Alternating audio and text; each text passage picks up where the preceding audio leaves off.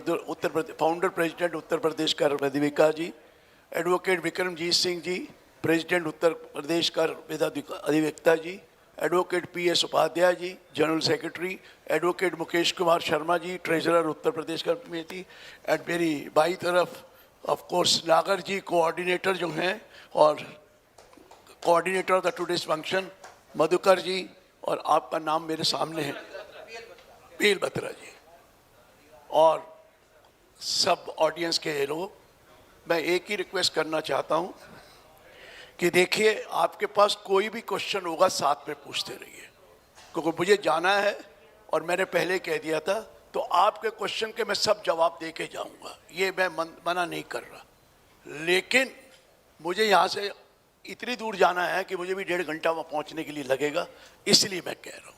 तो मैं शुरू कर रहा हूँ सर। देखिए अभी इसी बजट पे आपने देखा कि एक अमेंडमेंट आई, और बहुत बड़ी अमेंडमेंट है। मुझे पता था कि जो शेयर मार्केट के लिए, क्योंकि बहुत बूम कर रही है, तो वो लिस्टेड सिक्योरिटी का 10% से 15% करने जा रहे थे, और शॉर्ट टर्म कैपिटल गेन को शेयर्स का 15 से 20 करने जा रहे थे। लेकिन किसी ने नहीं सोचा था कि ये इंडेक्सेशन खत्म हो जाएगा। कभी सोचा था आपने? हमने जिंदगी में सोच नहीं सकते थे कि इंडेक्सेशन खत्म करके और 20% को 12.5% पे ले आएंगे। फायदा हुआ कि नुकसान हुआ? कौन बोल रहा है नुकसान? तो बताएं रीजन। हमारी परचेजिंग कॉस्ट है 20 साल पहले की, और जो आज की सेविंग कॉस्ट है उसमें काफी अंतर है। 20 गुना 25 गुना प्रॉपर्टी की कीमतें बढ़ गई हैं 2001 से लेकर। तो क्या 8 गुना से ज्यादा है तो आपको फायदा है? 20 गुना बढ़ चुकी हैं। कौन मेरे बता दे कोई ऐसा कि गाजियाबाद की कीमत कितनी बढ़ी है? इतना फायदा है मैं आपको बता नहीं सकता। गोल्ड 4000 का था, आज 80,000 पर पहुंचा हुआ है। तो गोल्ड आज बेचेंगे तो 12.5% देना पड़ेगा। गिन के देख लीजिए, अनलिस्टेड शेयर कंपनियों के थे 10 रुपए का खरीदा, बेचो तो मार्केट वैल्यू पे बेचना पड़ता, तो हो सकता है 2000 का हो। इंडेक्सेशन कर भी लेते तो 3.63 36 रुपए 30 पैसे आते, 12.5% देना पड़ेगा सर। ऐसा मौका कभी मिला ही नहीं, ऐसा मौका कभी मिला ही नहीं। 12.5% में पैसा वाइट हो रहा है। 12.5% को सरचार्ज भी जोड़ लीजिए तो 15% में पैसा वाइट हो रहा है। और मुझे कहोगे मैं stamp duty value circle rate पे बेचूंगा, अगर मुझे कस्टमर मिलेगा तो मैं सर्कल रेट से ज्यादा पे बेचूंगा ताकि मुझे फायदा होगा। होगा कि नहीं होगा सर? 12.5% में वाइट, कमाल हो गया। ऐसा सोचा ही नहीं था किसी ने। कैसे सरकार ने किया मुझे आप समझ में नहीं आया, लेकिन 12.5 कर दिया है। और 12.5 करने में इतना भी टैक्स नहीं देंगे तो फिर क्या देंगे? सरकार ने 15 मान लिया सरचार्ज दे के भी, तो आधे रेट पर आपका वाइट हो रहा है। कोई भी चीज सोच लीजिए, सोच लीजिए। वो लिस्टेड सिक्योरिटी की बात अलग है, उन्होंने बढ़ाना था लेकिन वो 15 कर नहीं सके। क्यों नहीं कर सके? गलत हो गया। सरकार को इस बार मेजॉरिटी नहीं मिली थी, कोलिशन था, इसलिए झुकना पड़ा और कर दिया। लैंड और बिल्डिंग के लिए एक सेकंड प्रोवाइजो डाल दिया कि आपके पास 2 तरीके हैं। डाला ना, आपके कहने से ही डाला, लेकिन आप नए में ही जाएंगे, पुराने में नुकसान होगा। कई जगह हो सकता है, कई जगह फायदा हो। अगर पुरानी प्रॉपर्टी है तो कोई फायदा हो ही नहीं सकता, आपको नए में जाए, पुराने में जाए। ये नई वाली में कुछ हो सकता है। उन्होंने एक प्रोवाइजो डाला, ये समझने वाली बात है, क्योंकि सबसे खतरनाक मरवा दिया ये प्रोवाइजो डालकर। इतने इशू आ गए कि आप समझ नहीं सकेंगे क्या किया। मजबूरी थी, लास्ट मिनट था, प्रॉपर्टी ने उन्होंने डाल दिया 112 सेक्शन में। 112 होता है टैक्स रेट क्या है, लॉन्ग टर्म में, शॉर्ट टर्म में, क्या लॉन्ग टर्म में, डॉक्टर की बात बाद में करूंगा। क्या डाला provision? provided further that if the tax payable on a long-term capital asset, being land or building or both, as per the new provision, exceeds the tax which have been payable payable on the basis of the law which existed before amendment took place by the Finance number 2 Act 2024. Hindi में बताता हूं कि अगर आपको लगता है कि नए प्रोविजन से लैंड और बिल्डिंग का long term capital gain, land और बिल्डिंग और किसी के लिए नहीं किया, लैंड और बिल्डिंग या दोनों का कैपिटल गेन नए तरीके से 12.5 से ज्यादा बन रहा है, और अगर आप पुराने प्रोविजंस लगाएं, पुराने लगाएं जो आपके थे उसमें कम बन रहा है, तो आपका वो जो डिफरेंस है ना, हम उसको इग्नोर कर देंगे। मैं ये नहीं कह रहा कि पुराने तरीके से लेंगे, लेना तो नए तरीके से है। सपोज आपने एक प्रॉपर्टी 1 करोड़ की बेची है, खरीदी थी, या मार्केट वैल्यू 2001 भी ले सकते हैं, अगर उससे पहले की खरीदी है 40,000 है, 70,000 रुपए पे टैक्स देना है आपने, एम आई राइट? 12.5%। कितना हुआ 70,000 पे 12.5% सर? 70,000 पे 12.5% निकाल सकते हैं? हैं जी? 9,000। मैंने अभी कैलकुलेट किया, मुझे पता नहीं, मैं गलत हो सकता हूं, हैं जी? और अगर आपको लगता है पुराने प्रोविजन से, चलो मैं ज्यादा ले तो टैक्स पेबल सपोज करो 90,000 रुपया है, और पुराने प्रोविजन से 50,000 आ रहा है आफ्टर इंडेक्सेशन, हम क्या कहेंगे? हम कहेंगे 40,000 रुपया नहीं लेंगे, 50 लेंगे। मैंने ये नहीं कहा 50 वो पुराने प्रोविजन से लेंगे, पुराना प्रोविजन तो लगना ही नहीं है, लगना तो नया ही है, और वो 90 है, और पुराना लगाते हैं तो 50 है, तो 40 की रिबेट देकर 50 मांग लेंगे। पुराना नहीं लगना कहीं भी, पुराना सिर्फ वर्किंग नोट पे कैलकुलेट करना है कि अगर पुराना होता तो क्या होता, अगर पुराना विच है वो ठीक है भी, पर देना नए में है। यही तो हम गलत बोल रहे हैं, which ever is beneficial. No, देना तो नए के हिसाब से ही है। आपका कैलकुलेशन 90 आएगा, फिर लिखा होगा कि ओल्ड प्रोविजन कितना है 50, तो 40 की रिबेट देकर आपको 50 मांगेंगे। अब आप खुश हो गए कि आपको यहां तो मार नहीं पड़ी, ठीक है सर 50 लेंगे, इतना सा लिख दिया, बेड़ा गर्क कर दिया। सुनिए क्या है, अब एक प्रॉपर्टी है, कई इश्यूज आएंगे, मैं इश्यू बता रहा हूं। एक प्रॉपर्टी है जो नए प्रोविजन से उसमें प्रॉफिट है, गेन है, कैपिटल गेन है लॉन्ग टर्म, लेकिन पुराने प्रोविजन लगाएं तो लॉस आ रहा है। पहला पॉइंट, एक इशू कर रहा हूं। सपोज नए प्रोविजन से टैक्स बनता है 50,000, पुराने प्रोविजन से लॉस आ गया 50,000 रुपया, तो 50,000 पे लॉस पे तो टैक्स नहीं बनना, तो क्या होगा, कितना टैक्स बढ़ेगा? ये इशू बता रहा हूं, ये लॉ ने कहीं लिखा नहीं है कि नए प्रोविजन से 50,000 का प्रोविजन आ रहा है। को बड़ा सिंपल है, 1 करोड़ अगर सपोज बेचो, आपने 2 लाख की बेची, 1.5 लाख है तो 50,000 रुपया, वो तो ठीक है ना, नए प्रोविजन से ये है। पुराने प्रोविजन से लॉस आ रहा है, तो क्या होगा? आपका क्या विचार है? टैक्स कितना बनेगा? 0 बनेगा, 0 बनेगा। एम आई राइट और रॉन्ग? आपसे टैक्स नहीं ले रहे, क्या लॉस कैरी फॉरवर्ड होगा? लॉस कैरी फॉरवर्ड होगा? नहीं होगा, क्योंकि उन्होंने 112 सेक्शन में टैक्स रेट की बात करी है। लॉस तो पहले सेटअप हो जाता है, लॉस तो पहले सेटअप होके ही तो नेट निकलता है। तो 112 में क्या लिखा है कि टैक्स निकालते हुए अगर आपका टैक्स ज्यादा बनता है तो हम उसको इग्नोर कर देंगे, इस वजह से टैक्स 0 बनता है, तो 0 ही बनेगा ना, लेकिन लॉस नहीं जाएगा, आपको 0 टैक्स देना पड़ेगा। क्लियर हो गया? क्लियर है सर? ये सिर्फ इंडिविजुअल एचयूएफ के लिए है, और वो रेजिडेंट होना चाहिए। अगर वो फर्म है, कंपनी है, वो बेच रही है, तो कोई ऐसा लॉ नहीं है, वो तो नए रूल से देना ही पड़ेगा। अगर कोई कंपनी, फर्म या कोई और बेच रहा है, सिर्फ इंडिविजुअल और एचयूएफ है और रेजिडेंट है, तो हमने आपको चॉइस दी कि भैया कम ज्यादा लग रहा है ना, तो ठीक है उतना रिबेट ले लो। अब प्रॉब्लम क्या आएगी? आपने 2 प्रॉपर्टी बेची, 2 प्रॉपर्टी बेची, इधर एक प्रॉपर्टी में नए प्रोविजन से प्रॉफिट है, दूसरे में लॉस है। आप कहेंगे कैसे लॉस हो सकता है? अरे आपने ज्यादा की बेची थी, आप सर्कल रेट पे खरीदी थी, सर्कल रेट पे बेच रहे तो लॉस हो गया, क्योंकि कॉस्ट तो कम, कॉस्ट ही रहनी, इंडेक्स नहीं होनी।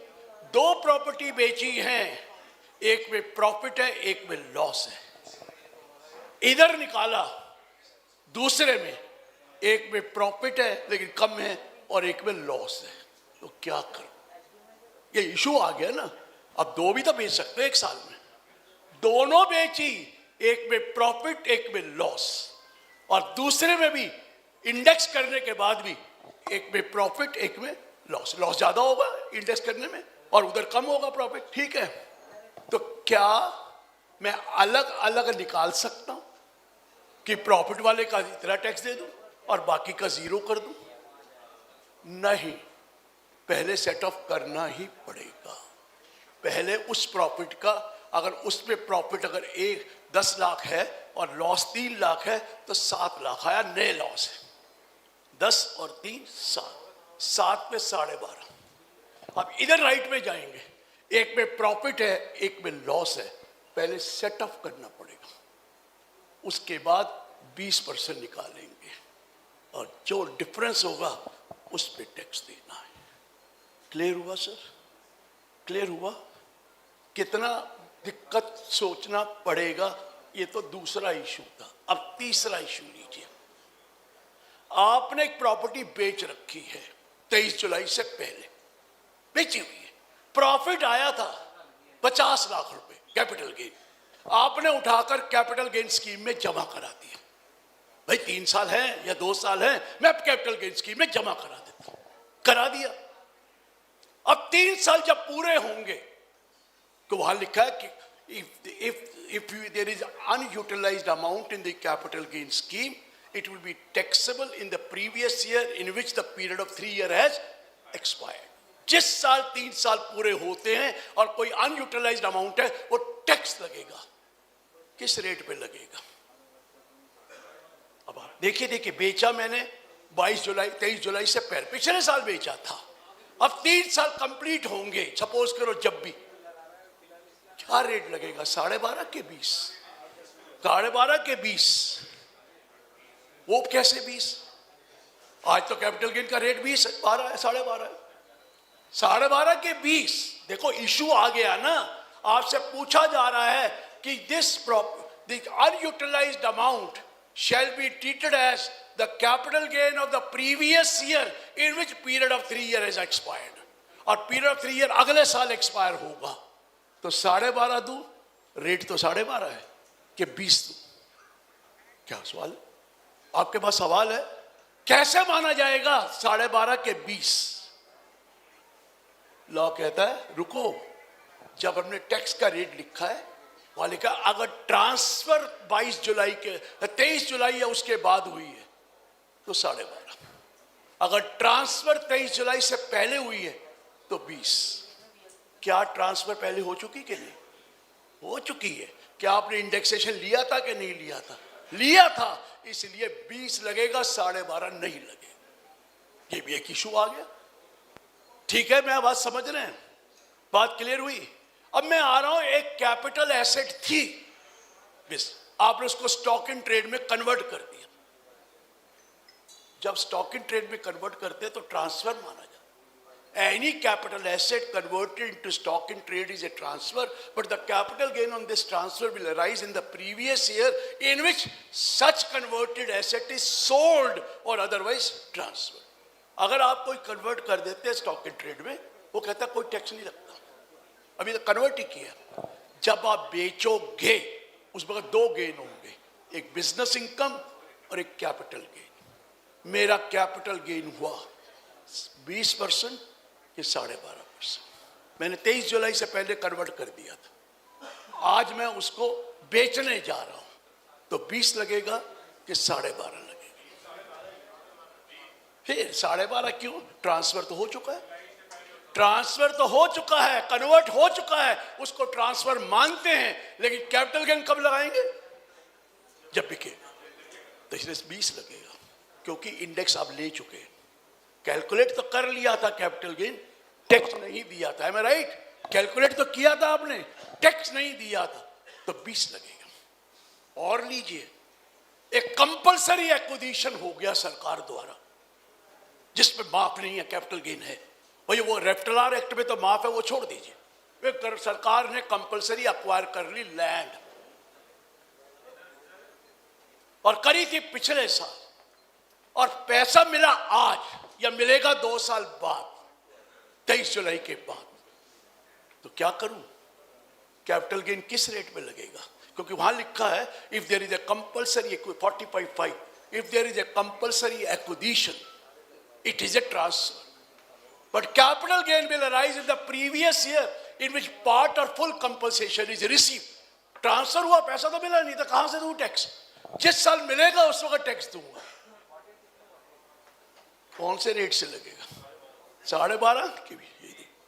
अब दिल नहीं है कि 12.5 लग जाए, दिल है कि मानता नहीं।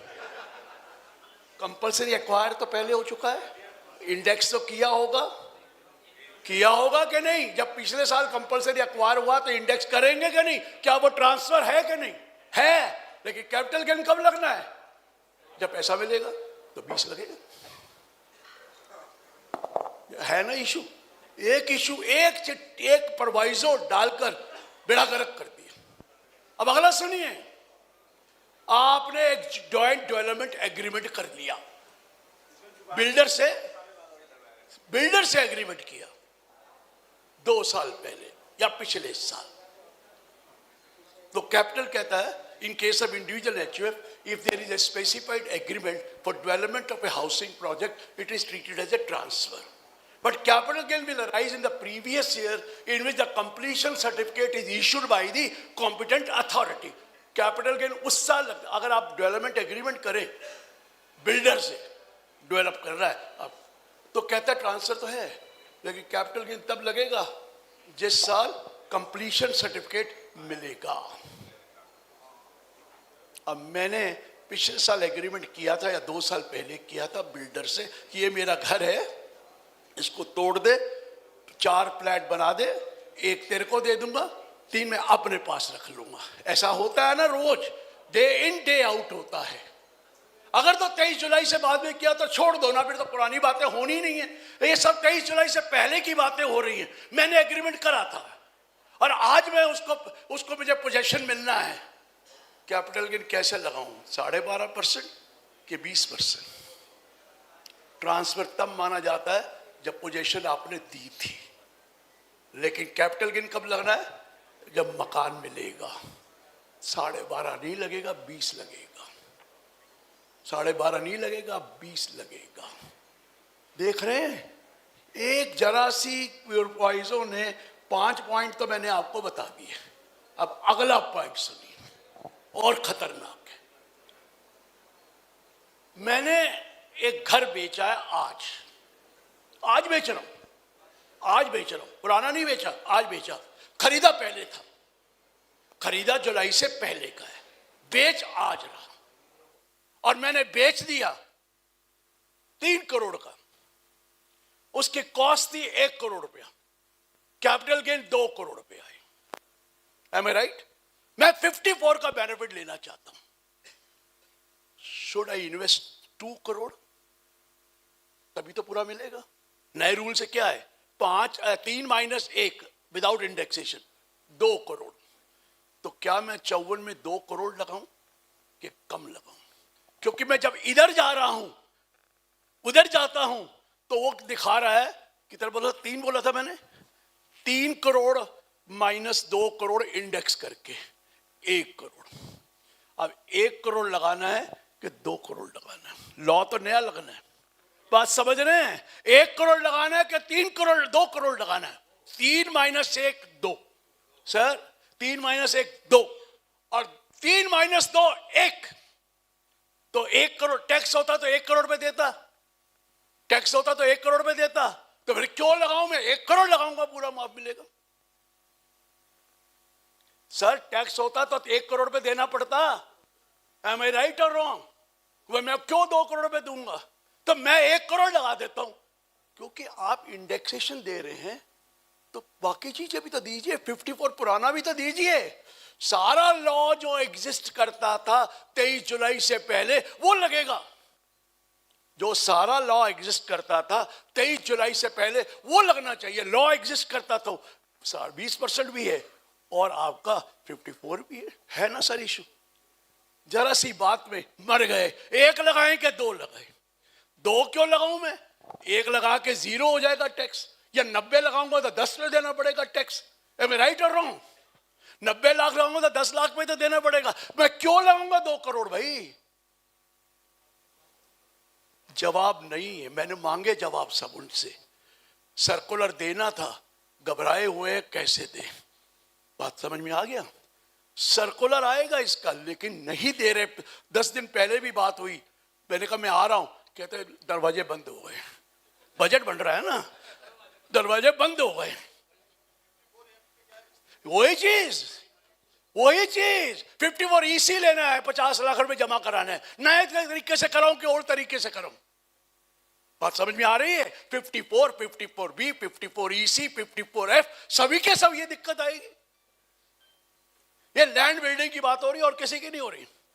सिर्फ लैंड बिल्डिंग की हो रही है सर, बाकी तो है ही नहीं बेनिफिट। बाकी में तो बेनिफिट वही 20 लगना है, जो मर्जी कर लो 12.5 लगना है, बाकी सब में 12.5 ही लगना है, इंडेक्स होना ही नहीं है। लेकिन लैंड बिल्डिंग में मुसीबत आ गई ना, वो भी इंडिविजुअल एचओ जो रेजिडेंट है। आई कि नहीं आई?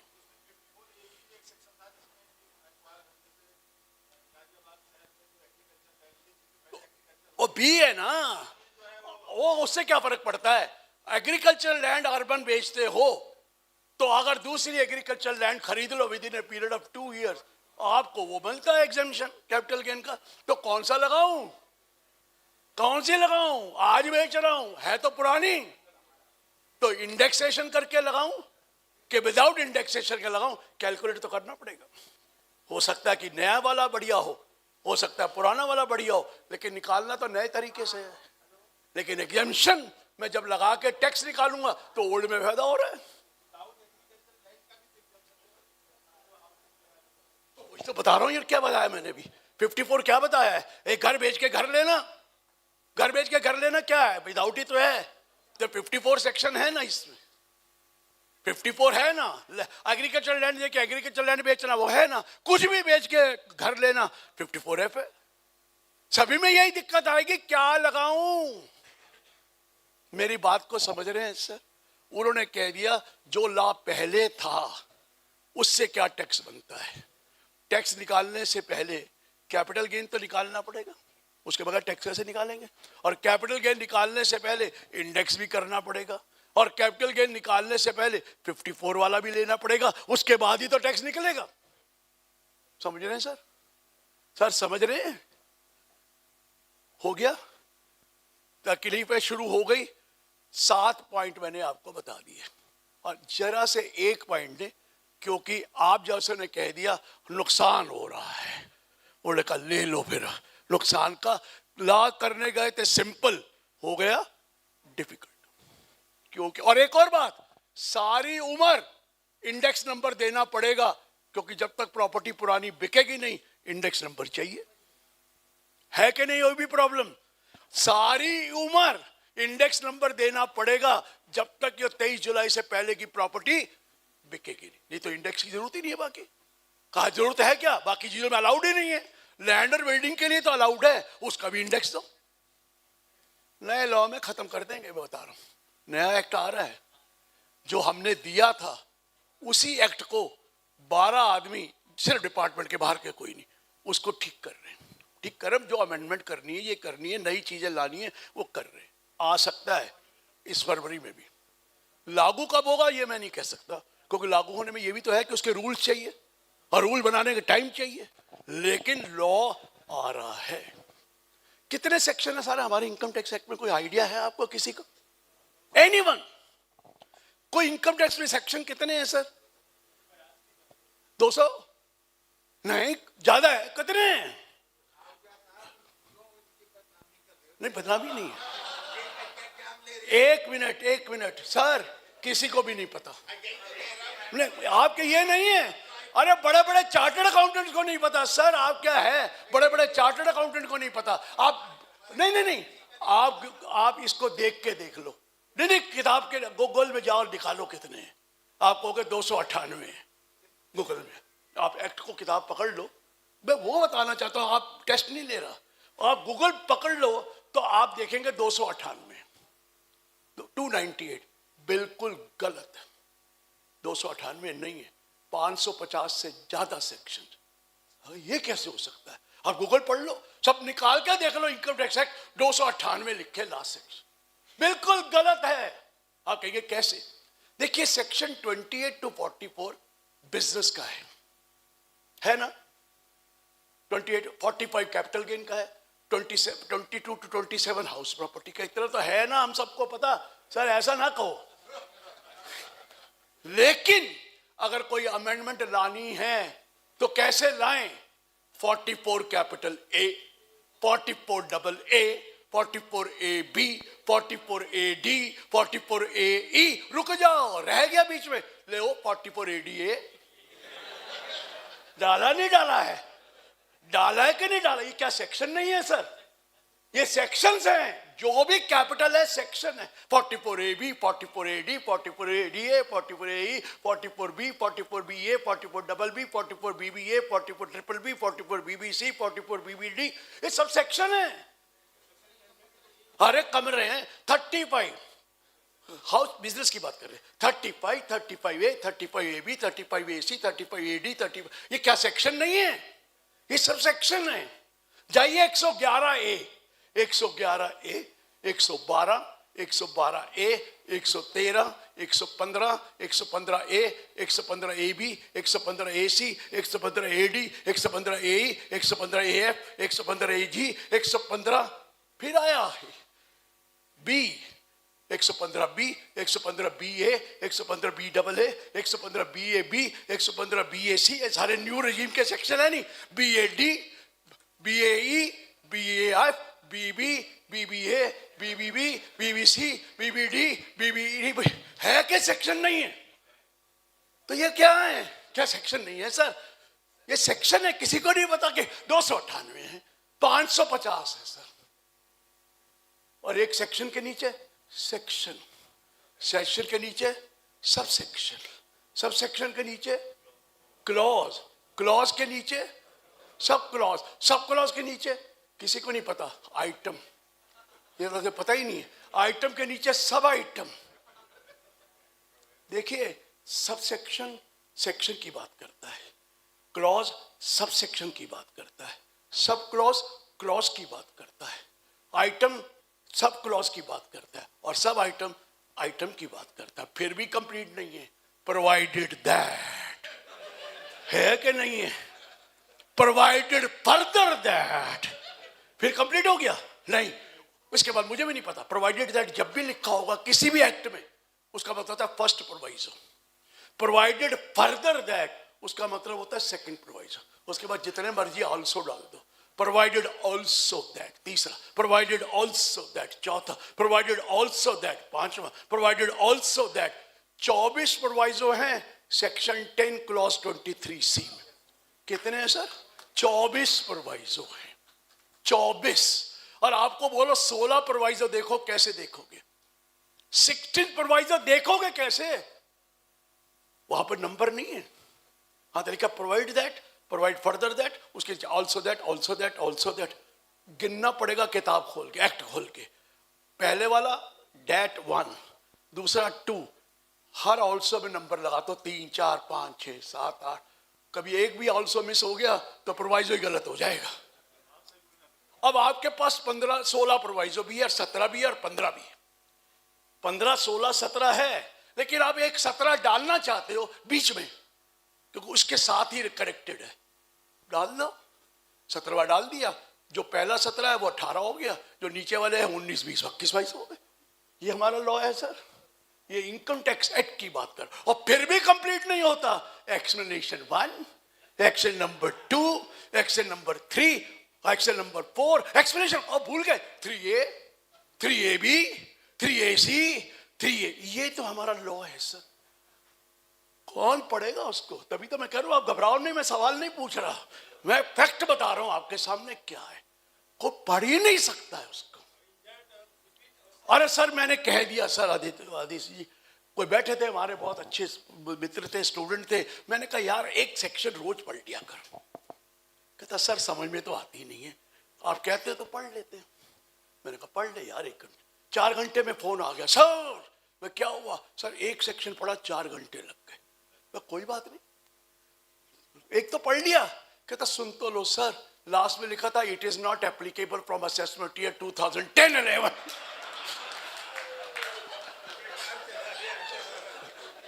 हमें तो ये भी नहीं पता वो सेक्शन है कि खत्म हो चुका है। मैं राइट और रॉन्ग? मैंने कहा अगली बार पढ़ेगा ना, या तो लास्ट लाइन पढ़ना पहले, या पहली लाइन में लिखा होगा एक्मेबल between this date and this date. कहता सर ये भी नहीं पता था मुझे। हमारे यहाँ इसमें 170 सेक्शन ऐसे हैं जो खत्म हो चुके हैं। इसलिए ये जब लॉ बनेगा 170 तो वैसे ही हटा देंगे। ATHH, ATHH, ATHHB, ATHSC, ATHHD, ATHHE सारे पढ़ते किसी जमाने में थे ना, अब तो सारे ही गए। कि जो खत्म हो गए पहले तो 170 यही निकल जाएंगे। बात को समझिए, हमने 274 सेक्शन बना के दिए, कोई ABC नहीं है और कोई प्रोवाइजो नहीं है। लेट्स सी क्या होता है। पर मैं ये कह रहा हूं लॉ ही इतना डिफिकल्ट है तो पढ़ेगा क्या कोई? वो तो मजबूरी है, किताब लिखने वाले को पढ़ना पड़ता है, क्या कर सकते, अदरवाइज कोई नहीं पढ़ता है। Am I right or wrong? मैं यही बता रहा था, वो घबरा गए कि यार मैं कोई टेस्ट ले रहा हूं। मैं टेस्ट कोई नहीं लेता, लेकिन मैं बता रहा हूं कि दुनिया के फैक्ट क्या है। सर 115 वाला बता रहा था ना, 115V तक पहुंच गया, और 115V है टनेज टैक्स, उसमें 28 सेक्शन थे। ये कैसे होगा? कोई बात नहीं, 115V, 115VA, 115VB, 115C, VZ हो गया, खत्म नहीं हुआ। तो कोई बात नहीं, VZA, VZB, VZC, ये हमारा लॉ है सर। लेकिन इनको डिफिकल्ट करने वाले कौन है? ये रहे ना सारे बैठे हुए, लॉ में लूप होल निकालना और उसके लिए फिर उनको मुसीबत करके प्रोवाइजो डालना या कुछ और तकलीफ करना। ये कारण है सर लॉ डिफ। शुरू में तो इतना ही था, जब आया था 1961 में इतना ही था, लेकिन आज इतना बड़ा हो गया, कोई पढ़ने का दिल क्या, देखने का भी दिल नहीं करता उसको। हमें राइट और रॉन्ग? सो मैं ये बता रहा हूं कि लॉ में जो चेंजेस आती हैं कैसे आती। अब अगला सुनिए, 12.5 कर दिया सर, 12.5 कर दिया। लिस्टेड शेयर बेचो तो 12.5 ही है, अनलिस्टेड बेचो तो 12.5 है, ठीक है ना सर? लिस्टेड शेयर है मेरे पास, बेचता हूं स्टॉक एक्सचेंज में, पहले सिक्योरिटी ट्रांजैक्शन टैक्स देना पड़ता है, फिर 12.5 है। मैं कहता हूं मैं बेचता ही नहीं, मैं तो इनको बेच देता हूं, ये तैयार है खरीदने के लिए। ऑफ मार्केट, ऑफ मार्केट में STT नहीं लगता, नहीं लगेगा ना, तब भी तो 12.5 ही लगेगा, क्योंकि बाकी के लिए भी तो 12.5 कर दिया। 112A में 12.5 किया तो बाकी में भी तो 12.5 है। तो मैं कहता सिक्योरिटी ट्रांजैक्शन टैक्स ही बचा लो, बहुत पैसे लगते हैं सिक्योरिटी ट्रांजैक्शन। मैं छोटी छोटी शेयर की बात नहीं कर रहा, जहाँ करोड़ों रुपए में धंधा होता है और करोड़ों रुपए में आके लाखों रुपए का STT लगता है, वो तो खुश होगा ना। ऑफ मार्केट बेच दो, खरीदो तो भी कोई दिक्कत नहीं है, फिर बाद में ऑन मार्केट बेचो, लगना तो 12.5 ही है। जबकि लिस्टेड शेयर्स में 12.5 या 10 तब लगता था जब परचेज और सेल के टाइम पे STT दिया हो, लेकिन अब तो कोई दिक्कत ही नहीं। और मैंने उनको कहा ये क्या हो गया? कि सर अब क्या करें, बोलो मत, बोलो नहीं, ये लॉ तो है ना, आप लॉ को चेंज करना चाहें करना पड़ेगा उनको, क्योंकि उनको पता है ये हमारा तो STT खत्म हो गया। अगर मेरे पास ग्राहक है तो मुझे क्या कर सकते, मैं तो बेच दूंगा और वो खरीदने वाला आगे बेच देगा, टैक्स तो उतना ही लगना है, चाहे मैं 112A में जाऊं चाहे 112 में जाऊं, और टैक्स दोनों में विदाउट इंडेक्सेशन। क्लियर है सर? ये तो मैंने एक इशू बताया जो एक प्रोवाइजो की वजह से या नए लॉ की वजह से आया। थोड़ी देर रुकता हूं, आपकी कोई क्वेरी हो तो पूछिए पहले, फिर मैं और बात बहुत करता हूं। कोई भी क्वेरी हो पूछ लीजिए, capital gain, any query you have on capital gain, बोलिए अगर कोई दिमाग में। हाँ जी, अगर हाँ, 1 मिनट सर सुनिए जरा। कॉस्ट ऑफ इन्वेंट 2001 के बाद होगी, बिल्कुल होगी 2001 के बाद। 2001 की आपको अलाउ कर दिया गया, क्या आप वैल्यू ले सकते हो, स्टैम्प ड्यूटी वैल्यू या जो भी है 2001। तो 2001 के बाद अगर आपकी कोई इंप्रूवमेंट हुई है जरूर मिलेंगे, होती तो है नहीं, डाल देते हैं। समझ में आ गया ना? अलाउड है अगर अप्रूव कर देंगे तो। क्लियर है सर? अलाउड है 2001 के बाद वाली, उससे पहले वाली तो आपको बोल ही दिया है फेयर मार्केट वैल्यू ऑन 2001, उससे पिछली तो भूल जाओ, अब इंडेक्सेशन होना ही नहीं है। ठीक है जी, और पूछिए कोई सवाल है तो, कोई भी कैपिटल गेन का। हाँ मैडम। दादा लाई प्रॉपर्टी बेचते हैं तो उसमें, जी हाँ, जैसे मेरे फादर इन लॉ की है, तो अगर हम उसको सेल करते हैं तो उसमें क्या होगा? देखिए ऐसा है, जब प्रॉपर्टी गिफ्ट में मिले या विल में मिले या डिवोल्यूशन में मिले तो वो कॉस्ट प्रीवियस ओनर की ली जाती है। कॉस्ट कौन सी ली जाती है? प्रीवियस ओनर की ली जाती है। पीरियड ऑफ होल्डिंग कितना लिया जाता है? प्रीवियस ओनर का। ये 49(1) में लिखा हुआ है, सेक्शन 49 सबसेक्शन 1, उसमें कई आइटम हैं।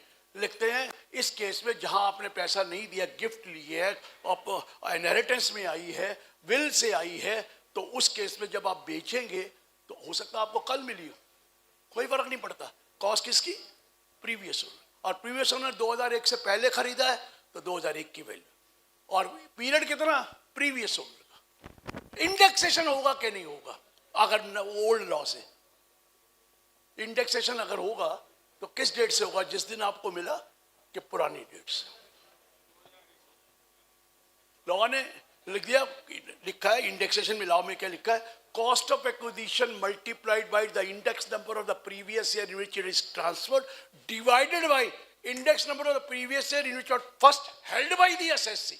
एसएससी ने तो आज ही लिया या पिछले साल लिया, वो 40 साल, तो क्या 40 साल का लेना है, क्या अब का लेना है? हेल्ड बाय द एसएससी, अब का लेना है। सर मैं एक जोक सुनाता होता हूं, जरा आप सुन लीजिए तो आपको क्लियर हो जाएगा। एक टीचर पढ़ा रहा था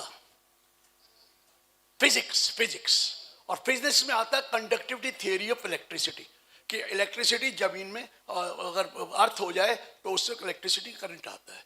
वो पढ़ा रहा था, the book is on the table, table को लकड़ी की मत समझिए, स्टील की समझिए, this table is on the earth, therefore book is on the earth, electricity pass होगी। दूसरा टीचर पढ़ा रहा था, A is equal to B, B is equal to C, therefore A is to B, B is to C, therefore A is to C। ठीक है ना? तो एक लड़का खड़ा हो गया, sir I love you, you love your daughter.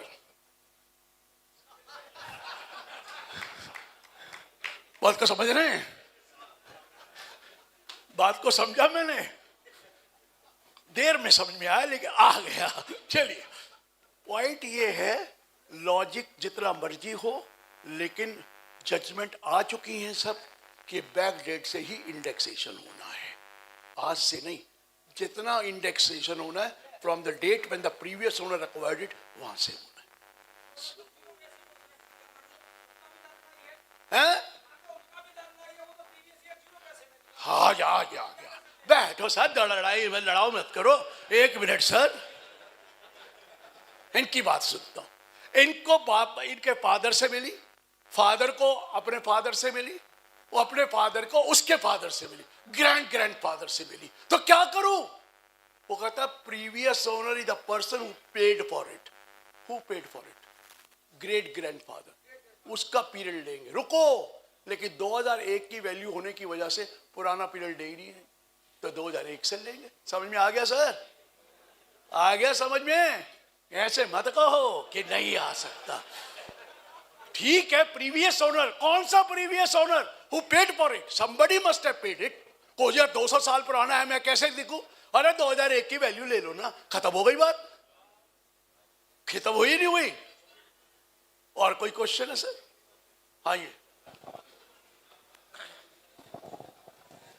Sir, अगर प्राइवेट लिमिटेड कंपनी ने एक इन्वेस्टमेंट प्राइवेट लिमिटेड कंपनी के शेयर खरीद रखे हैं, तो आज की डेट में वो अपना इन्वेस्टमेंट को सेल करती है, तो क्या वैल्यूएशन रिकॉर्ड है?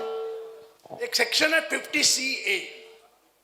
50CA सेक्शन कहता है कि अगर अनकोटेड शेयर बेचेंगे तो आपको फेयर मार्केट वैल्यू से बेचने पड़ेंगे, और फेयर मार्केट वैल्यू निकालनी पड़ती है रूल 11(u)(a)(1) से। उसकी वैल्यू निकालिए और निकालकर नंबर ऑफ शेयर डिवाइड कीजिए, इससे कम कंसीडरेशन प्राइस नहीं हो सकती। नॉट टू बी सर्टिफाइड, सीधा अलाउड दिया हुआ है। सुन लीजिए, उस पर लिखा हुआ है अगर उसमें प्रॉपर्टी है तो उसकी सर्कल रेट ले लो। हाँ, जिस कंपनी में उसका शेयर, आप इस कंपनी का बेच रहे हो ना, मैं अपनी कंपनी का बेच रहा हूं, तो पहले तो मेरे पास एसेट्स कितनी है वो देखो। अगर एसेट में प्रॉपर्टी है, लैंड है वगैरह है, तो उसको ले लो स्टैम्प ड्यूटी वैल्यू या सर्कल रेट, ठीक है। और जो प्लांट एंड मशीनरी है फेयर मार्केट वैल्यू ले लो, सारी लेकर जोड़ो, divided by number of share, ये शेयर की वैल्यू होगा। इससे कम बेचोगे तो टैक्स, जैसे 50C है ना, 50C में सर्कल रेट लेना पड़ता है नहीं, तो ये भी 50CA है, इसमें सर्कल रेट नहीं लेना है क्योंकि ये गिवन थोड़ी है, ये तो आपकी बैलेंस शीट से पता लगेगा आपके पास क्या क्या एसेट है, एसेट माइनस लायबिलिटी, एसेट की वैल्यू लेके मार्केट रेट लेना। नहीं 50C है तो प्रॉपर्टी है तो 50C है, तो बाकी मार्केट क्या है, नॉर्मली लैंड प्लांट मशीनरी है तो वो तो वैसे ही रिटर्न ऑन वैल्यू और मार्केट वैल्यू बराबर ही होती है, ज्यादा हो ही नहीं सकती, वो ज्यादा हो ही नहीं सकती, ज्यादा टाइम नहीं लगता। हाँ जी,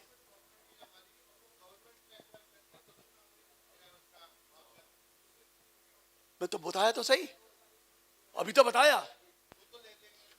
रेफ्टलार एक्ट लगा कि नहीं लगा? रेफ्टलार एक्ट में क्या है, राइट ऑफ फेयर कंपनसेशन वगैरह में अगर कोई गवर्नमेंट ने अक्वायर कर ली, नेशनल हाईवे अथॉरिटी ने अक्वायर कर ली, चाहे वो बिल्डिंग हो, चाहे प्रॉपर्टी हो, चाहे वो दुकान हो, कुछ भी हो, तो उसके ऊपर पूरा टैक्स माफ है, गवर्नमेंट करे तो। रेफ्टलार एक्ट में माफ है, अगर रेफ्टलार एक्ट में नहीं है तो फिर मैंने आपको बताया, ठीक है ना, पूरा। लेकिन इंटरेस्ट टैक्सेबल है, अगर इंटरेस्ट मिला लेट पेमेंट का वो टैक्सेबल है, और उसमें 50% डिडक्शन मिलती है। इंटरेस्ट में 50, लेकिन प्रिंसिपल अमाउंट पूरा माफ है, 100% माफ, कुछ भी हो, कोई भी लैंड बिल्डिंग कुछ भी हो। क्लियर है? हाँ जी।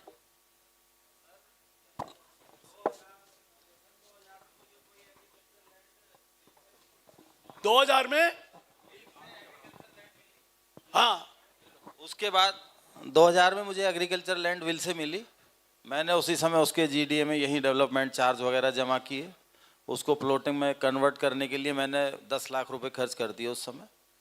2002 में मत कह रहे, 2001 की मार्केट वैल्यू हाँ लेंगे, सर। इंप्रूवमेंट देंगे ही नहीं। हाँ सर ठीक है, मैं वहीं नहीं, एक मिनट जी। 2001 से पहले जो भी खरीदी है उसमें जो भी आपने खर्चा किया जी जी वो अलाउड वो नहीं होता, 2001 की वैल्यू क्योंकि fair market value, fair market value उसके बाद वो तो मिल जाएगा। अब 2001 के बाद 2002 में मेरे कजिन ने ही उस पे विल को मेरी चैलेंज करके केस डाल दिया, तो मैं क्या तब से अब तक 50 लाख रुपए मैं खर्च कर चुका उसके डिस्प्यूट में। सर इनकम्बरेंस था सर ये तो तुम्हारा सिविल लॉ है। हाँ सर, इनकम सवाल टैक्स कहाँ से आया? वो तो केस आप खुद ही डलवा दोगे सर, एक डालना मिनट। भैया, सर, तो मेरे को टैक्स। मैं यही तो पूछ रहा हूँ कि अब वो आकर के मेरी विल फेयर मुझे लास्ट ईयर जाकर नहीं के मेरे मिलेगा। फेवर में एक हुआ, आपके वो ऊपर- पैसा अलाउ होगा या नहीं? नहीं होगा। नहीं। अगर कोई इनकम्बरेंसेस थी पहले से तो मिलेगा, ये इनकम्बरेंस नहीं। अच्छा आपको विल में मिला है, ठीक है। और विल में मिला तो आपको देखिए 3 जगह स्टेट हैं जहां पर प्रोबेट लेना पड़ता है विल का, जी। सिर्फ 3 स्टेट कंट्री में है, और वो है वेस्ट बंगाल, महाराष्ट्र और तमिलनाडु। दिल्ली हो या कहीं भी अदर हो, वहां पर विल लेने को जरूरत नहीं होती प्रोबेट लेने की, ठीक। वहां सिर्फ मोटेशन करा लेते हैं। म्यूटेशन हो जाता है। मोटेशन होती है, कोई पैसा नहीं देना होता, मोटेशन करा दो, वो कौन सा पैसा देना वो आपको पता है लेकिन हो जाती है, जी हो जाती है मोटेशन। लेकिन आपको अगर कोई इनकम्बरेंसेस थी तो उसको प्रोबेट देनी पड़ती है, और प्रोबेट में 4% टैक्स है मार्केट वैल्यू का, करंट वैल्यू का, अगर प्रोबेट लेने जाएंगे जी। तो इसलिए कह रहा हूं ना, ये जहां भी विल होती है ना, मैं हमेशा कहता हूं wherever there is a will there is a dispute, wherever there is a will there is a disgruntled relative. क्या है, 2 भाई हैं, एक भाई अमेरिका चला गया, एक दिल्ली में बैठा है, माँ बाप यहाँ रहते हैं, बाप शरीफ आदमी था, क्या दोनों को 50-50% दे देता हूँ, तो कहता सारी उम्र तो मैंने सेवा करी, वो मजे ले रहा है और उठा के 50% दे दिया, ये तो कोई बात नहीं है। और दूसरी बार उसने कहा कि देखो क्या कहा, मेरा बाप पागल था। अब दूसरे ने क्या किया, बाप ने कहा यार मैं इसके साथ रहता, इसको 70 दे दूं, उसको 30 दे दूं।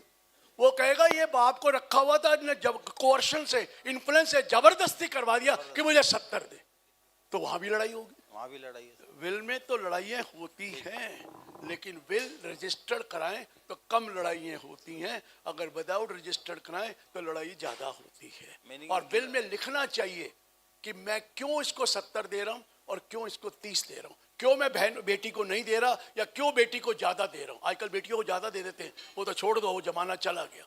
तो क्वेश्चन यही था कि कुश्ती में जो पैसा खर्च हुआ उसका कोई लाभ नहीं। वो तो आपने क्रिएट भी कर लिया, क्या प्रूफ है? आप क्रिएट नहीं कर सकते ना, लड़ाई कर मेरे साथ, 50 लाख रुपए का मेरे को खर्चा मिल जाएगा, तो मेरे को कैश में दे और दो। इनकमरेंस में उसी समय अगर एग्जिस्ट होता विल के टाइम पे इनकम्बरेंसेस एग्जिस्ट होता तो आपको तो मुझे मिलता, उसका मिलता। ठीक ठीक। बिल्कुल मिलता। ठीक।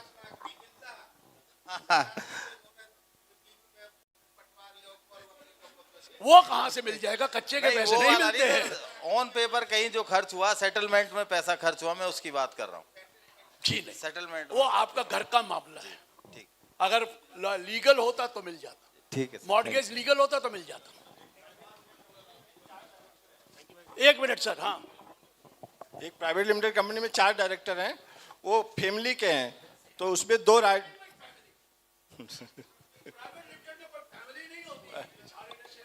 नहीं सर, क्वेश्चन आगे।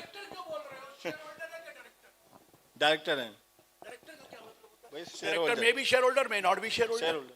शेयर होल्डर है ना, शेयर होल्डर भी है, डायरेक्टर भी है, ऐसे बोलो। तो वो VRS ले लिया उन्होंने, रिटायरमेंट ले लिया, और अपना शेयर जो है अपनी बहू को और अपने बेटे को देना चाहते हैं। दे दे, गिफ्ट कर दे। तो गिफ्ट करें, बेटी को गिफ्ट करेंगे तो क्लबिंग होगी, क्लबिंग है नहीं, मर गए तो फिर क्लबिंग कहां से होगी। एक मिनट, मर नहीं गया। बेटी को, वाइफ को देना और बेटी को, बहू को देना, बहू को देना, उसमें क्लबिंग होती है।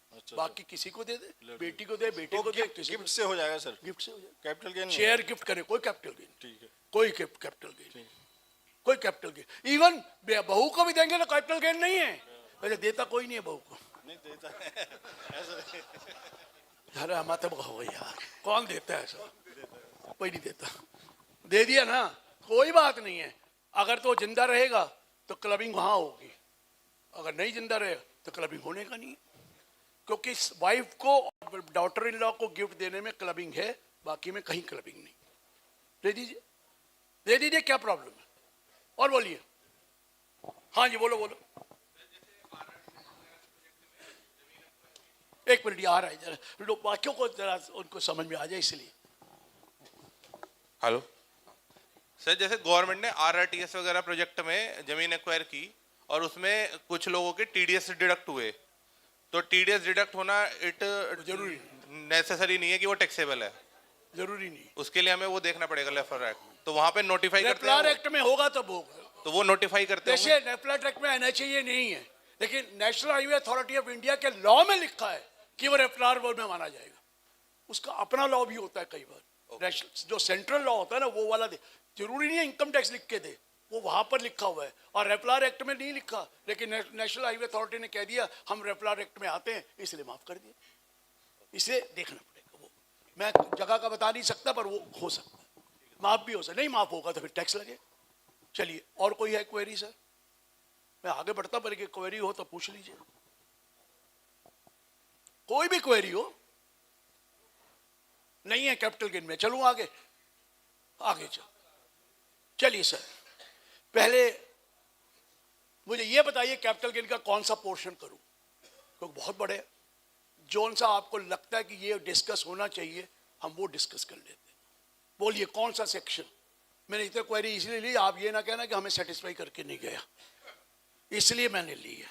चलिए, कोई सा सेक्शन आप बोलिए जो करना है, क्योंकि सबको पता है कि अब आप रिटायर होंगे और तो आपको फर्म को टैक्स लगेगा। अगर पार्टनरशिप फर्म है, उसमें अगर डिसोल्यूशन है तो भी टैक्स लगता है, और रिटायरमेंट है तो भी टैक्स लगता है। अगर आपने अपने पार्टनर को जो रिटायर हो रहा है जो पैसा दिया वो उसकी कैपिटल आउटस्टैंडिंग से ज्यादा है तो 45(4).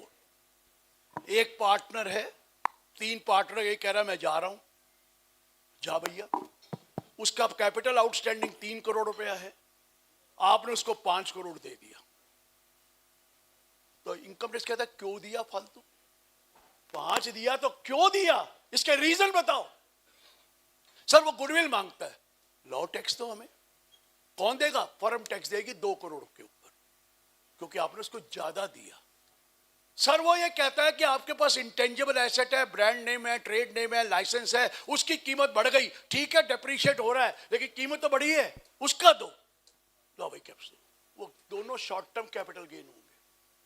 आपने कहा सर हमारे पास लैंड पड़ी है, बिल्डिंग पड़ी है, उसकी कीमत बढ़ गई, वो कहता मेरा शेयर दे दो, दे दो, उसमें टैक्स दे दो। आज जितना पैसा फालतू दिया 2 करोड़ रुपए, जब वो लैंड और बिल्डिंग बिकेगी तब हम उसकी कॉस्ट में 2 करोड़ जोड़ देंगे, लेकिन अभी तो पैसे का टैक्स देना ही पड़ेगा फर्म को। अगर कोई रिटायर हुआ, या तो उतना ही दो जितना कैपिटल आउटस्टैंडिंग, 1 रुपया फालतू मत दो, ज्यादा दिया नहीं और वो जाएगा ही नहीं जब तक कोई और बात ना छोड़ेगा। मेरे पैसे दो तो उस पर टैक्स लगेगा आपको। ये क्लियर हुआ? ये 45(4) है। और अब 2 पार्टनर थे, एक पार्टनर की डेथ हो गई, आपने लिखा था पार्टनर जाने के बाद उसके बेटे को ले लेंगे। जी नहीं, वो डिसोल्यूशन माना जाएगा, क्योंकि जिस दिन डेथ हुई, जिस वक्त जिस घंटे में हुई, उस वक्त तो मर गया, उस वक्त तो एक ही रह गया, वो डिसोल्यूशन माना जाएगा। चाहे अगले घंटे ले लो उसको, वो डिसोल्यूशन मानने पे सारी एसेट पे कैपिटल गेन टैक्स देना पड़ेगा। ये 9B रेड विद 45(1) है, सारी एसेट पे कैपिटल गेन टैक्स देना। सो सर लॉ ऐसा बदला है कि समझ में नहीं आता कि इतनी चेंजेस कैसे आ गई। जीएसटी का तो बेड़ा गर्क हुआ ही हुआ है, लेकिन ये उससे भी ज्यादा की। जीएसटी तो देख ही लिया आपने कि कुछ समझ में नहीं आ रहा हो क्या रहा है जीएसटी में। हाँ जी, हाँ जी, आ रहा वो आ रहा है, सारे सुनेंगे सर। वो ला रहा है, वो ला रहा है। अभी सर आपने बताया कि एक पार्टनर एक्सपायर हो जाता है तो कैपिटल गेन की गणना वही हो जाती है। अगर हमारे दो हैं तो दो से ज्यादा तो फिर क्या मतलब है? जी, कम से कम 2 पार्टनर चाहिए भाई। नहीं, 5 तो पार्टनर, फिर कोई दिक्कत नहीं है। जी जी सर मैंने 2 ही शुरू किया था सर, 2 में 1 मर गया तो डिसोल्यूशन है, 3 है तो 2 रहे, फिर क्या दिक्कत है? कोई दिक्कत नहीं है, वो रिकॉन्स्टिट्यूशन है, ये डिसोल्यूशन है। हाँ ना, बिल्कुल नहीं। अगर लिखा है कि कंटिन्यू करेगी तो आपके पार्टनरशिप डीड में लिखा है, नहीं लिखा नहीं है तो भी कंटिन्यू कर सकते हैं। पार्टनर सो डिसाइड सर है, रिकॉन्स्टिट्यूशन कहते हैं सर उसको। रिकॉन्स्टिट्यूशन और डिसोल्यूशन में फर्क। अब कोई नहीं करता, वो जमाना चला गया जब टैक्स लिया। अब तो टैक्स में उसको रिकॉन्स्टिट्यूशन कहते हैं कि एक चला गया। वैसे तो पहले ही लिख देते हैं कि फर्म कंटिन्यू करेगी, उसके बेटे को ले लेंगे, नहीं है तो 4 वो करेंगे, इसका पैसा दे देंगे। ऐसे ही आजकल लिखते हैं, पुराना जमाना अलग था। है नहीं सर, नहीं लॉ की बात है। तो सुनिए, अभी आया है कि आपको टीडीएस काटना है पार्टनर की सैलरी पर, और सैलरी सारे साल के बाद डालते हैं। कौन सा लॉ है? पार्टनरशिप एक्ट में तो ऐसा लिखा है सैलरी तो हर महीने देनी चाहिए या 15 दिन बाद। सर पार्टनरशिप एक्ट अलग सर, मैं इनकम टैक्स की बात कर रहा हूं। पार्टनरशिप एक्ट में बड़ा कुछ लिखा है, लेकिन इनकम टैक्स एक्ट कह रहा है कि आपको टीडीएस काटना है। सैलरी क्या साल के बाद दी जाती है? सैलरी का साल के बाद दी जाती है? सैलरी तो हर महीने ही होनी चाहिए। लेकिन पार्टनरशिप कहता है कि शेयर डिफाइंड होना चाहिए, और पार्टनरशिप कहता है ना शेयर डिफाइंड होना चाहिए, उसको मेथड बताना चाहिए, इतनी सैलरी इतना हो। लेकिन इनकम टैक्स कहता है कि आपने लिख दिया 40B के हिसाब से देंगे तो अलाउ हो जाएगा। ठीक है जी, एक्ट बहुत अच्छा है पार्टनरशिप, लेकिन इनकम टैक्स में जो जजमेंट्स आती हैं वो पार्टनरशिप एक्ट को ओवर रूल ही कर जाती है। तो हम मैं इनकम टैक्स की बात कर रहा हूं, एक्ट की बात नहीं कर। ये क्या लिखा है? Long term capital gain of share से प्रॉपर्टी खरीदने पर एग्जेम्पशन मिल सकती है। हाँ 54F है ना, सारी कंसीडरेशन प्राइस लगानी पड़ेगी।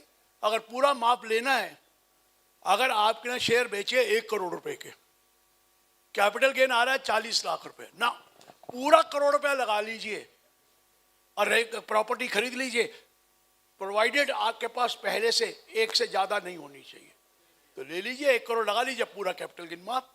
ये तो 54F है, ये माफ है, बिल्कुल है, इसमें कोई दिक्कत नहीं है। और कोई सवाल है जी?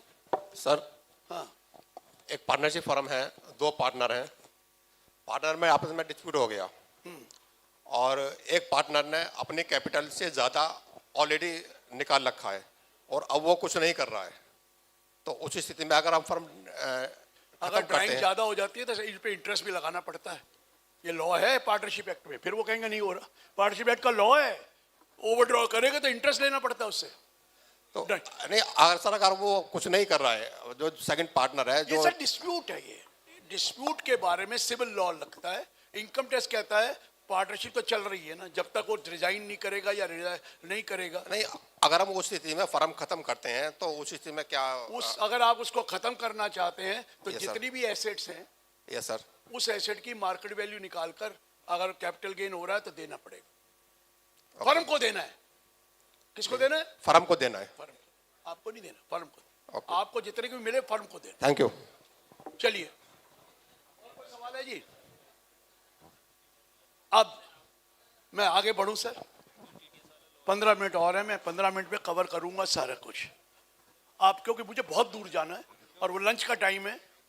हाँ जी, सुनिए जरा, आपके पास 1000 गज की जगह, 500 गज जगह है, लैंड भी हो सकती है, बिल्डिंग भी हो सकती है।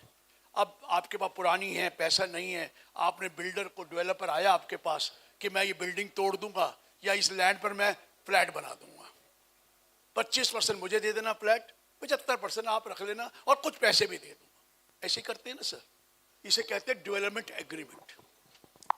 डेवलपमेंट एग्रीमेंट में पुराना लॉ बहुत खराब, बहुत अलग था, अब लॉ बदल गया है इंडिविजुअल एचयूएफ के लिए। पुराना लॉ कहता था तुम मेरे पास आए हो, ये लैंड मेरी है ना, ये 500 गज की लैंड है, तेरे को मैंने 25% देना है, ठीक है ना जी, तो मैं ये 25% दूंगा, तू बाकी 75% में मेरी बिल्डिंग बना के देगा, यही होता था। तो हम पोजेशन दे देते थे, जब भी पोजेशन देते थे तो वो ट्रांसफर माना जाता था, क्योंकि सेक्शन 2 क्लॉज 47V कहता है that where there is a part performance of the contract under section 53A of the transfer of property act, it is a transfer।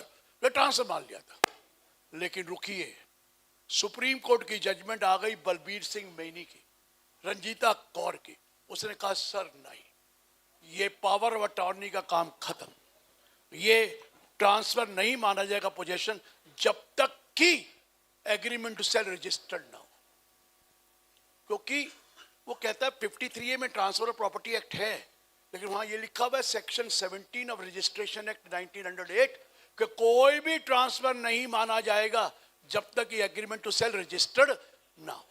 तो एग्रीमेंट टू सेल रजिस्टर्ड 90% करते ही नहीं थे, तो इसलिए वो अब तो बेकार है। अब रजिस्टर्ड हो रहे हैं, बिल्डर मानते ही नहीं क्योंकि ट्रांसफर नहीं माना जाता, तो बिल्डर कहेगा यार मर गया, बाद में लड़ाई होगी तो मैं क्या करूंगा, तो अब builder agreement to sell registered कराता है, ठीक है सर। इंडिविजुअल एचयूएफ के केस में अगर एग्रीमेंट टू सेल रजिस्टर्ड होता है और आप पोजेशन दे देते हो तो वो ट्रांसफर माना जाता है, लेकिन कैपिटल गेन नहीं लगेगा। कैपिटल गेन कब लगेगा?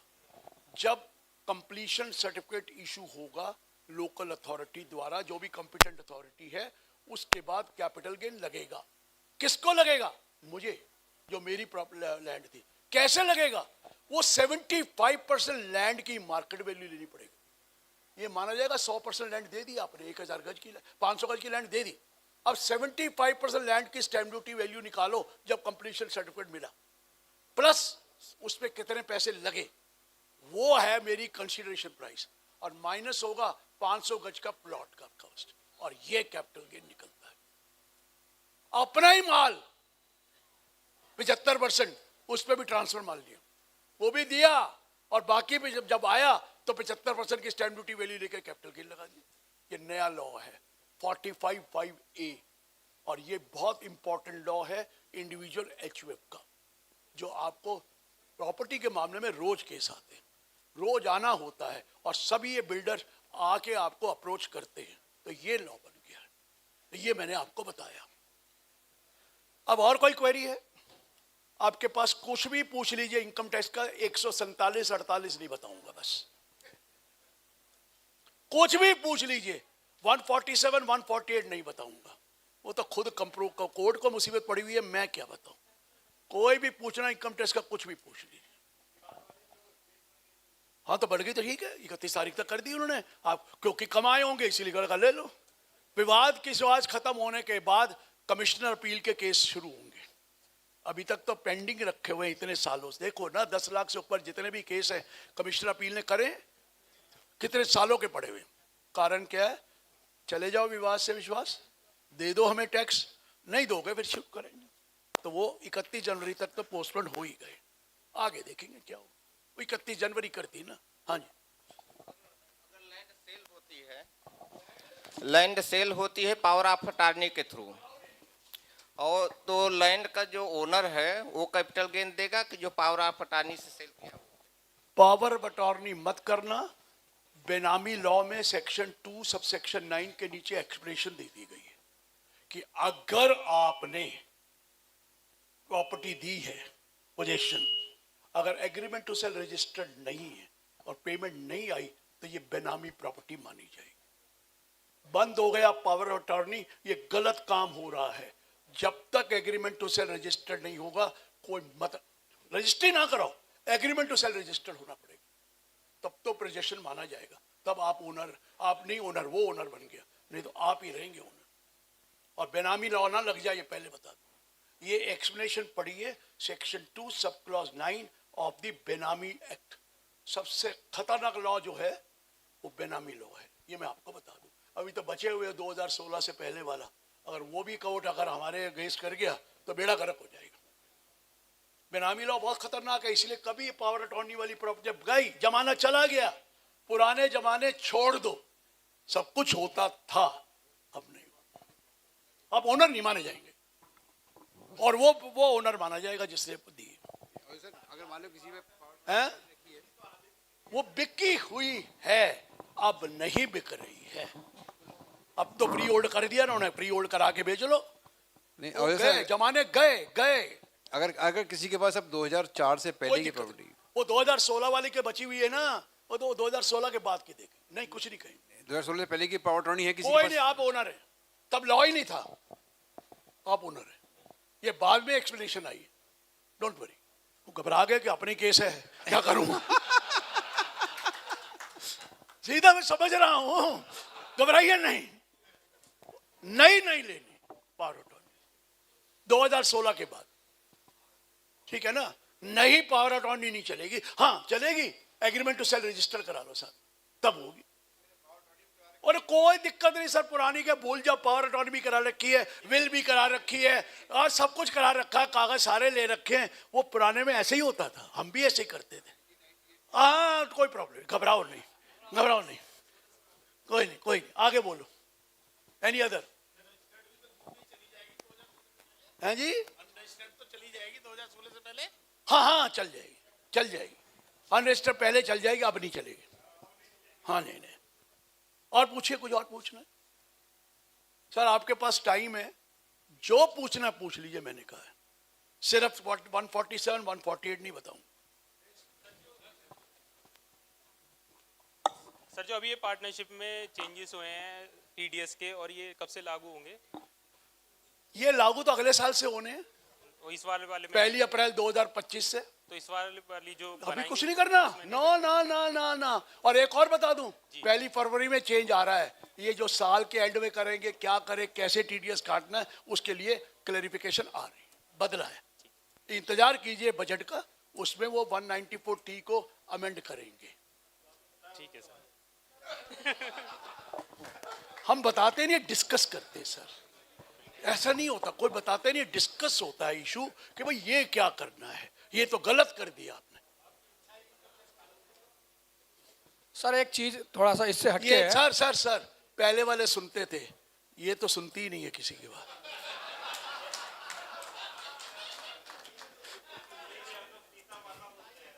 अब कोई माता बोलो, मुझे नहीं पता। ये तो मुझे लगता है काली माता का टाइप है। जो गुस्सा ही रखती है और कुछ रखती नहीं है। रिकॉर्डिंग ना करें इसकी। हाँ, चलिए सर। सर मैं थोड़ा इससे हटके क्वेश्चन है, जैसे हटके सर क्या? जैसे सर सर्विस है तो टैक्स का ही ना। हाँ जी बिल्कुल सर, जैसे सर्विस टैक्स में अपीलें कुछ चल रही हैं, 15, 16, 17 अपीलों में हम लगे हुए हैं सर। फिर वही 148, 147 पूछ लिया। नहीं सर, ये अपील बात ही नहीं करूंगा sir. Service tax service tax से क्या लेना देना मुझे? सर वो मैं आएगा ना बिबल जान, उससे पूछना, मुझे क्या लेना देना। मैं नहीं बताऊंगा। इनकम टैक्स की बात करो, सर्विस टैक्स कोई मतलब नहीं। हाँ,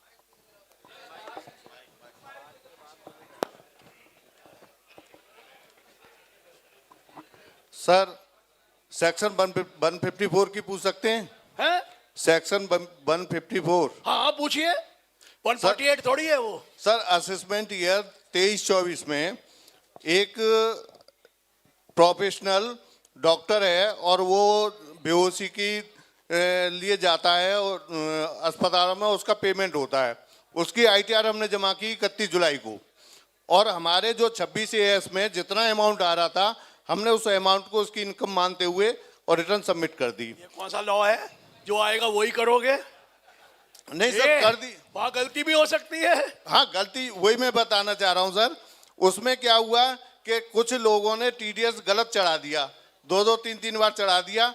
अब वो प्रोसेस होती है तो इनकम तो हमारी बढ़ नहीं सकती, मिसमैच में, और उसमें हमारी डिमांड आ गई। अब 154 करते हैं तो वो कहता है कि नहीं होगा जब तक कि वो अपनी रिटर्न रिवाइज नहीं करेगा। तो उसका सर सॉल्यूशन क्या है? उस आदमी को अपनी रिटर्न रिवाइज करे जिसने गलत किया है। नहीं वो क्यों करें? आप कह रहे हैं ना 150 होते हैं mistake apparent from record. Where it is apparent? Apparent का है, वहां तो लिखा हुआ है टीडीएस कटा हुआ है। तो एम्प्लॉयर करे ना, जिसने टीडीएस काटा।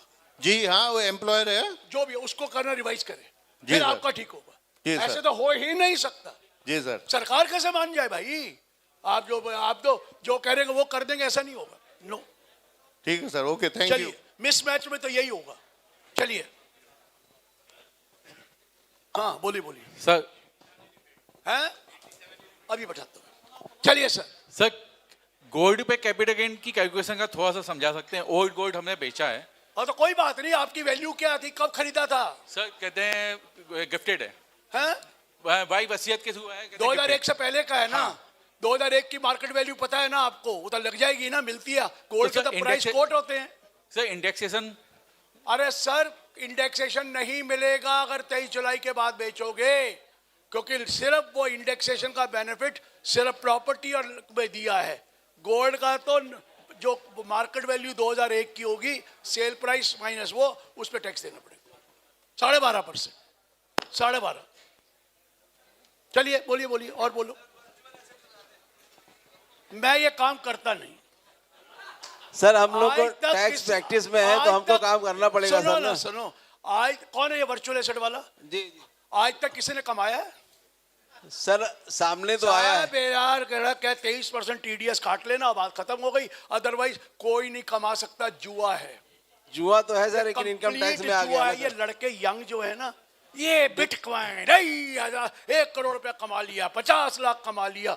जब लॉ आया, कहता अभी तक मिला तो कुछ नहीं है।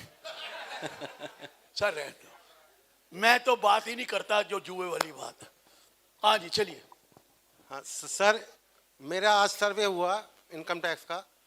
सर्वे क्या हुआ? सर्वे हुआ। 78% लगाएंगे। सर्वे के अगेंस्ट में मैंने पिछले साल में डिस्क्लोज किया पैसा। क्या कर दिया? पिछले साल में डिस्क्लोज किया 1 करोड़ रुपए। अब मुझे नोटिस आता है करंट ईयर का, जिस साल में सर्वे हुआ, जिस साल में मैंने डिस्क्लोज किया, तो क्या उस साल पिछले साल का कैसे डिस्क्लोज कर सकते हैं? वहां पे स्टेटमेंट क्या दी थी आपने? पिछले साल में डिस्क्लोज किया है, कैसे हो सकता है? और डिस्क्लोज क्या होता है? 78% टैक्स। अनडिस्क्लोज्ड है ना। अनडिस्क्लोज को डिस्क्लोज कर रहे हो तो 78%, 68 लगेगा, 69 लगेगा, 69A लगेगा, कोई तो लगेगा उसमें। मेरा सवाल ये है कि क्या 78 आ गया है, उनको बोलेंगे नहीं 78% टैक्स की डिमांड है, बोलो ना। वो लगेगा सर। मेरा केस स्क्रूटनी में कौन सा लिया जाएगा, ये है मेरा सवाल सर।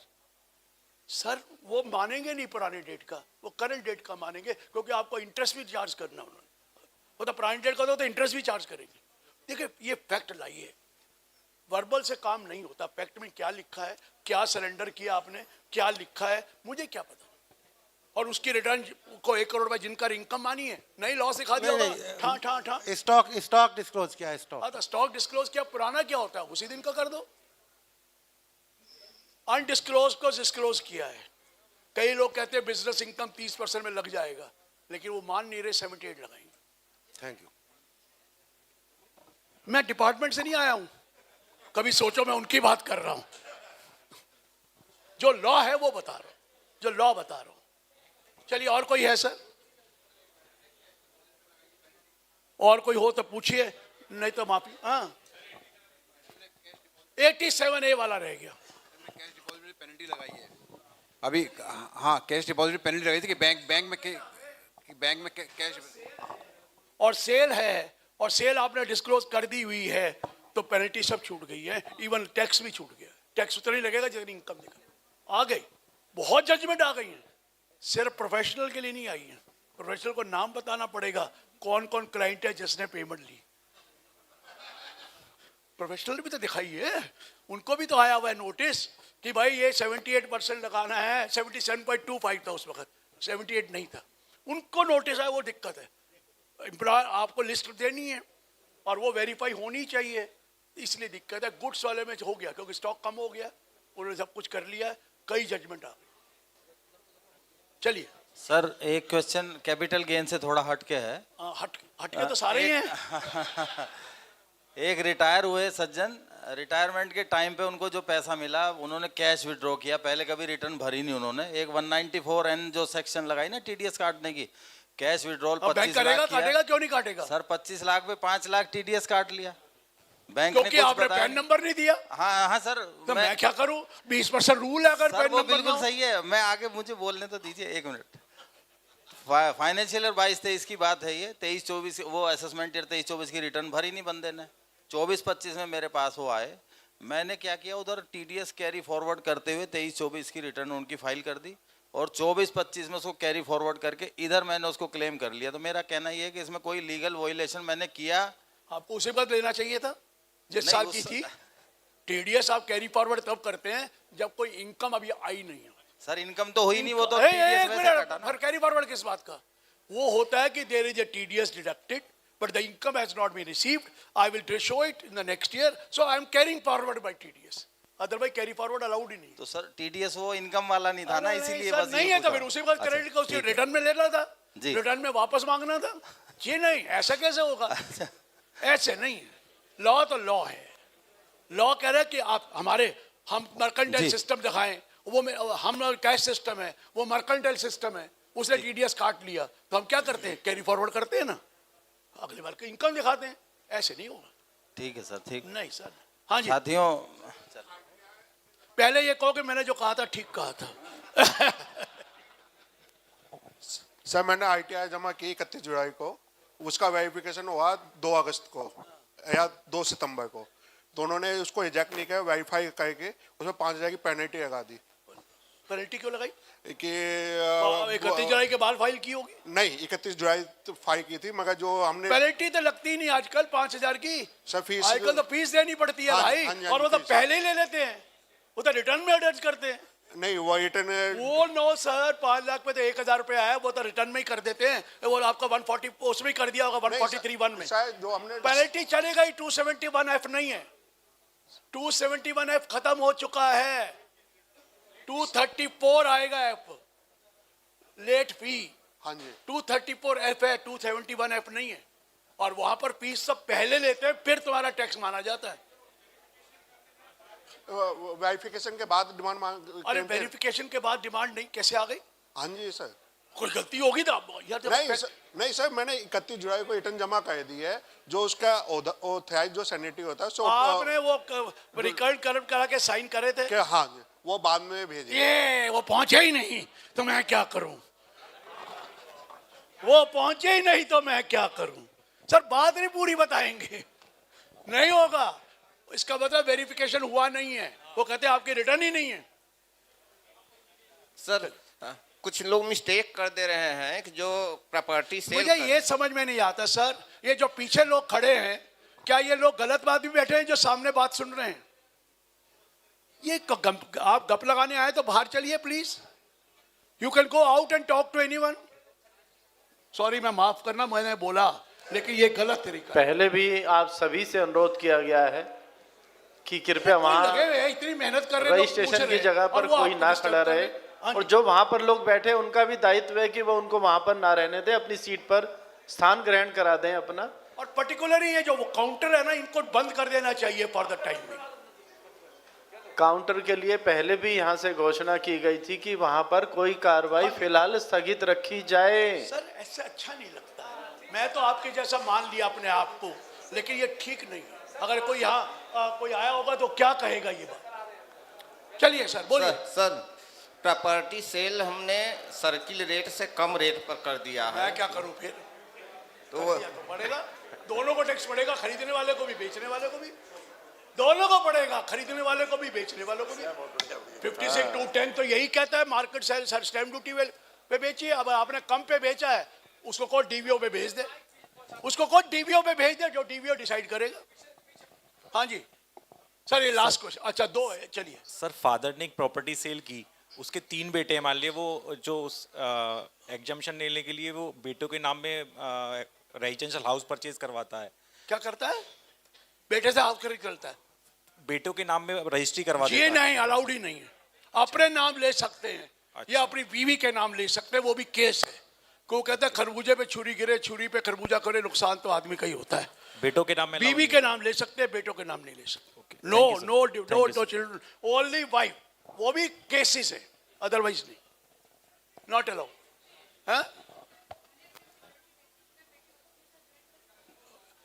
जिसका पैसा वो मालिक है.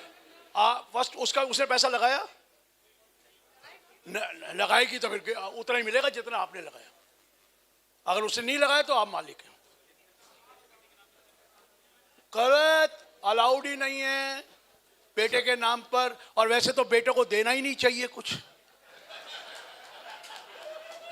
सर बिल्कुल बेटे को कोई गिफ्ट नहीं देनी चाहिए. अगर आपने सब कुछ दे दिया तो अपना ओल्ड एज होम में रूम बुक करा लेना. जमाना बदल गया है. एक आदमी यहां बैठ के बोल दे अपने बच्चों से नहीं डरता. बोलो कोई अपने बच्चों से नहीं डरता. खड़े हो ना. कोई अपने बच्चों से नहीं डरता? कोई है? कोई? आपके बच्चे कितने बच्चे हैं? 2. आप नहीं डरते? यही तो पूछ रहा था. अभी तो मेरा सवाल आपने एक को खड़ा कर दिया. कहता क्या? मैं कहा तेरी शादी हो गई? कहता अभी नहीं हुई. मैं कहा फिर कहां से बच्चे हुए तेरे? और दूसरा कहता बच्चे हैं 4 साल 6 साल. मैं कहा भी इंतजार कर, इंतजार कर. कि नहीं डरता. अरे वो भी जमीन पे लेट के आपसे सामान मांग लेते हैं. क्या कह रहे हो कि वो नहीं डरते? हर चीज देते हैं. हमने जो नहीं मिला वो भी दिया उनको.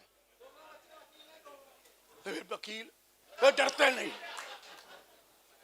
अरे सर मत कह देना, कभी कभी मत कह देना कि मैं बच्चों से नहीं डरता.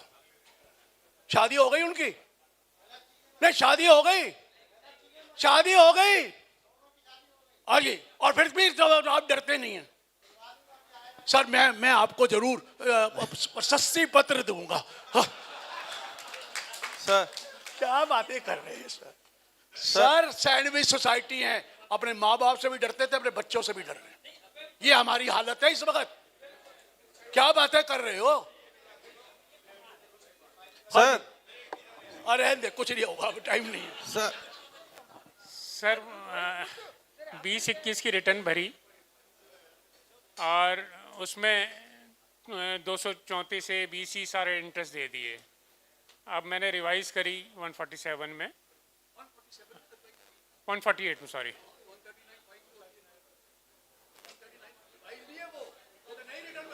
नई रिटर्न कल आएगी. अच्छा, तो इसमें 234 से जो नया लगेगा साथ में पुराना मिलाकर. सर रिवाइज कह रहे हैं, रिवाइज कहाँ से हो गई? ये तो इनकम स्केपिंग असेसमेंट में भरी है आपने, वो रिवाइज नहीं है. फिर 147 पूछ लिया. सर शेयर बाजार के capital, long term capital gain और शॉर्ट टर्म कैपिटल गेन बचाने का कोई रास्ता? ये राम, धन्यवाद. बहुत ही सार्थक ज्ञान की गंगा जिसका आप सभी ने लाभ उठाया। ध्वनि थोड़ी और से और ज़्यादा प्रफुल्लित होनी चाहिए।